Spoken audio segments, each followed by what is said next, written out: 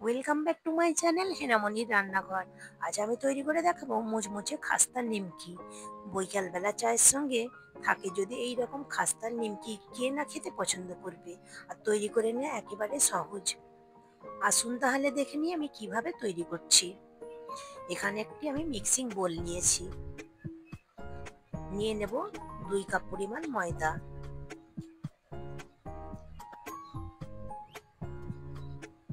এবং সাথে দিয়ে দিচ্ছি হাফ টেবিল চামচ লবণ। এখানে 1 টেবিল চামচ দিয়েছি কালো জিরে এবং হাফ চামচ দিয়েছি জোয়ান। এখানে 3 টেবিল চামচ নিয়েছি বাটার। আপনারা বাটারের পরিবর্তে ঘিও নিতে পারেন। বাটারটা দিলে একটু টেস্টটা ভালো আসে, তার জন্য আমি বাটার দিয়েছি। সবকিছু মেখে নিয়ে আমি ময়ান দিয়ে নেব। একটু ধৈর্য ধরে ময়ান দিয়ে নিতে হবে। ঠিক এইভাবে ময়ান দিয়ে নিচ্ছি। এইরকম মুঠো করলে মুঠ তৈরি হচ্ছে, তাহলে বুঝে নিতে হবে যে ময়ান দেওয়া ঠিকঠাক হয়ে গিয়েছে। এখন আমি অল্প অল্প জল দিয়ে আমি একটি ডো তৈরি করে নেব। ঠিক এইরকম টাইট ডো তৈরি করতে হবে, নরম ডো তৈরি করলে হবে না। ডো তৈরি করা আমার হয়ে গিয়েছে। এখন আমি 10 মিনিটের জন্য রেস্টে রেখে দেব।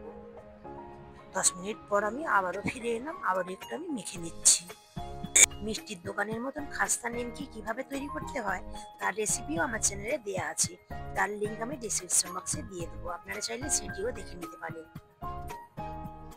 এখন আমি রুটিকে 2 ভাগে ভাগ করে নিয়েছি।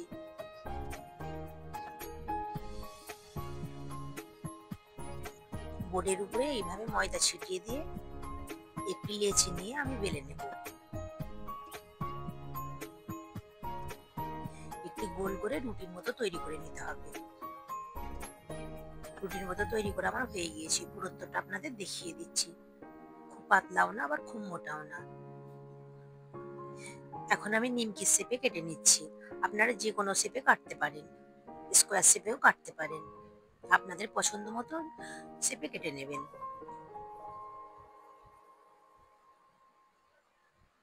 এইভাবে আমি নিমকির শেপ দিয়ে কেটে নিচ্ছি। সবগুলো নিমকি আমার কাটা হয়ে গিয়েছে।